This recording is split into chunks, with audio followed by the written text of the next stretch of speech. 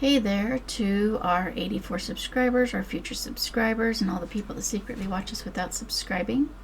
I'm sitting off to the side today so I can put some pictures up in a few minutes, or in a minute. I already recorded this video once and bumped something right when I went to shut it off and accidentally deleted it, so I get to start over. Anyway, so today I want to talk about the movie Alice. Although it came out in 2009, it was probably around 2012 when I bought the movie. It was honestly an accidental shipment from a movie club. I would have never chosen an Alice in Wonderland movie myself, but I was definitely happy with the purchase. I can't even guess how many times my son and I watched it.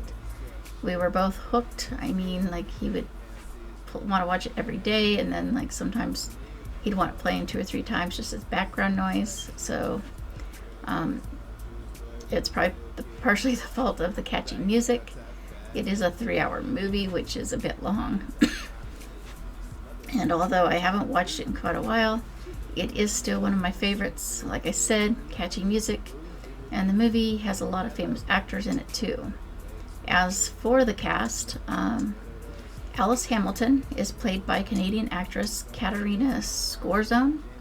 She is in several things and most known for her role as Amelia Shepherd on Grey's Anatomy. She has been in many other things as well, including Goosebumps, Missing, Crash, and Castle. And then the Mad Hatter is played by English director and actor Andrew Lee Potts. He's been in and directed many things. Unfortunately, I haven't seen any of them. And I say unfortunately because he's my favorite actor in the entire movie. And watching reviews, I'm guessing he's the favorite actor for a lot of people. Charlie the White Knight is played by Canadian actor Matt Frewer. My favorite role of his was the crazy scientist on Eureka. If you guys haven't watched that, go binge watch it. It's a good show. But I think he's most well known for his role as Max Headroom.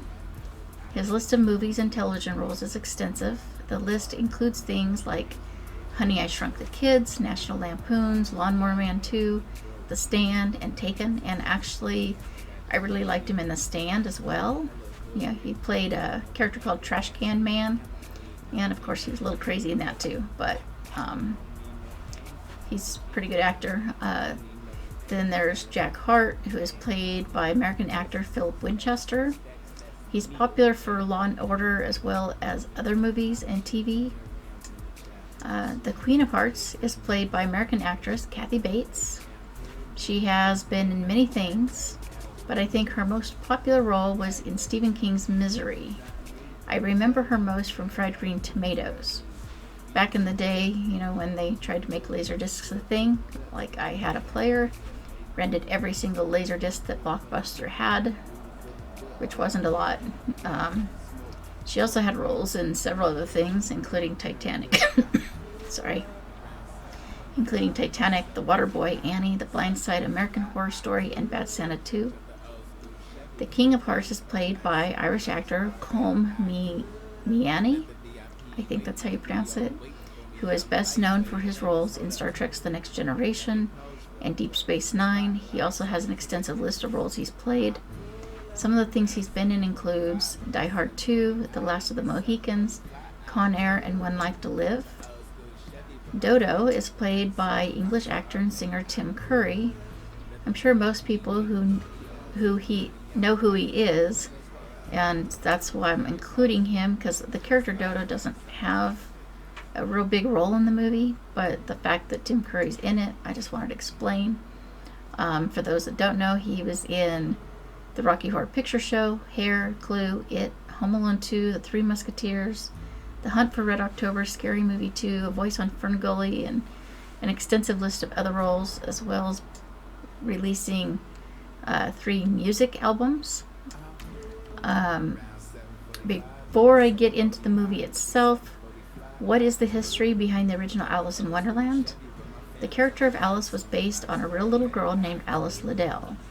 Alice was almost 5 years old when she first met the mathematician Charles Lutwidge Dodgson, I think that's how you pronounce his name, better known by his pen name Lewis Carroll. She nagged, bossed, and bullied Dodgson into writing down her story, or not hers. I mean, it's a story he told her, so she decided it was hers, I guess. I don't know, but that's what one of her ancestors said. The Alice stories were first created one legendary golden afternoon, according to him. That's how he worded it, on July 4th, 1862, while entertaining the three Liddell sisters, Alice, Lorena, and Edith, during a boating trip. Dodgen improvised the story that would become Alice's Adventures in Wonderland. The main character, Alice, shared many characteristics with Alice Liddell, being stubborn, precocious, and curious. Liddell urged Dodgson to write the story down, and he gifted her the first manuscript, which he illustrated himself in November 1864, titled Alice's Adventures Underground. The story was eventually published with illustrations by John Tyndall as Alice's Adventures in Wonderland in 1865, followed by Alice Through the Looking Glass in 1871. The beginning of a global phenomenon. And then in 1890, he created a shorter he created a shorter version for younger children so they can enjoy it too. The original story broke the mold of children's writing, entertaining them instead of teaching them. The story follows Alice as she spots a rabbit with a pocket watch and a waistcoat talking. She follows him into a hole that leads to a wonderland underground. I have to be honest though, I barely remember the original story despite the fact that I used to have an antique copy of the book. I don't know if I still have it. Maybe hopefully packed away somewhere. It really wasn't my thing, but let me tell you a little of the differences between the book and Nick Willing's adaptation. Major spoiler alerts, in case you haven't seen the movie and don't want to hear details, you might skip to another video and come back after you watch the movie. In the movie, Alice falls through a mirror in an alley instead of a rabbit hole. She is aware of the story Alice in Wonderland. After all, it's a popular kid's story that's been around forever. But the characters in Wonderland think that she is the Alice of legend. So the movie takes place long after the book, around 150 years, I think. Kind of a sequel, I guess, and there is more of a storyline in the movie rather than random entertainment. It has plots and goals and stuff. I don't believe the book did. In the book, Alice was originally a 7-year-old little girl, but in the movie, she's an adult and works as a martial arts instructor. Then in the book, the White Rabbit is described as elderly, timid, feeble, and nervously shilly-shallying. But in the movie, it is the name of a secret organization that works for the Queen of Hearts, that abducts people from the real world so they can be held prisoner in the Queen's Casino, which I will explain in a moment. In the book, the caterpillar is, as the name suggests, a caterpillar. He sits on a mushroom, smoking a hookah and being rude. While in the movie, he's on a small boat with a hookah and books. He seems somewhat sexist in my opinion, not sure if that's what they were going for, but he's the leader of the underground resistance against the Queen. Duchess, in the book, Alice didn't like because she was ugly and rested her sharp chin on Alice's shoulder. The Duchess has a baby and a Cheshire cat in the book. In the movie, she is attractive and is in a prearranged engagement to Jack Hart, which is the Queen's son. Rather than having a cat, she seems to have some cat-like personality quirks. Hatter, in the book, is occasionally very rude and provokes Alice. When he is called upon by the Queen, he is very nervous and frightened. But in the movie, he doesn't trust people and gets jealous when Alice gives attention to Jack because he kind of grows attached to her. In the book, the March Hare is simply described as mad. You know, like people, the old saying, mad as a March Hare. In the movie, he is called Mad March and is an assassin who has been raised from the dead and converted into a cyborg with a ceramic rabbit's head to replace his missing human head. In the book, the Queen of Hearts wants to behead everybody for whatever reason she can come up with, but she doesn't really follow through.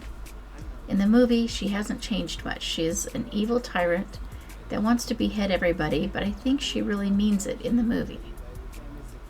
In the book, they have the Knave of Hearts, who was originally a thief of the Queen's tarts.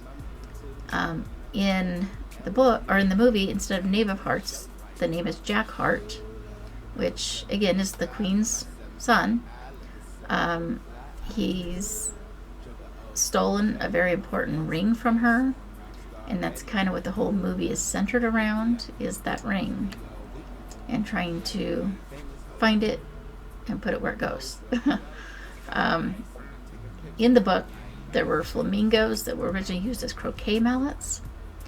The movie decided to hold on to the symbolism of the flamingos, and instead of using those croquet mallets, they created these bizarre flying motorcycles that look like pink flamingos. Sorry. So this movie is kind of like a modern day adaptation of the original story. Some characters may be the same or similar, but it's set a bit into the future from the original. Of course, the original was basically like a cartoon idea, where this one is more like real people with real problems. It is described by many as steampunk or contemporary. For example, I mentioned people being held prisoner in a casino a little bit ago, and if you haven't seen the movie, then you might think that's odd, but people are kidnapped from our world, taken to the casino, put into some sort of trance, and stand in the casino while winning over and over. Their essence is then drained from them and is used as currency in Wonderland, because the people there don't really feel emotions. So they drink the essence, which they call a tea, to feel joy, ecstasy, hope, etc. Basically, they are addicted to these emotions like a drug. There are other things in the movie that I find really interesting. Alice's dad has been missing since she was about 10 years old, I think. Apparently, he had been kidnapped and taken to Wonderland for his scientific knowledge, and his memory of his real life wiped out. Also, the people from this world are imprinted with a special tattoo, usually like on the side of their face or something, to make, and I'm talking about big, covering their face, to make them easier to recognize at a glance, just in case the trance wears off and they try to escape. Not sure that can really happen though, because, you know, their feet are kind of stuck to the ground, stuck to the floor of the casino. I don't know how, just magically. So anyway, that's about all I'm going to tell you about it right now. Please go check out the movie if you haven't already. If you have, watch it again. And please like, subscribe, comment, share, and thank you for watching. And I'll be back sooner than later, I hope. Bye. They all waiting for me, I'm lightweight, famous, hold up. Let me pose real quick, the spotlight, so me take a picture. Okay, I'm the man of the year, how this dude I see is the man in the mirror. Haters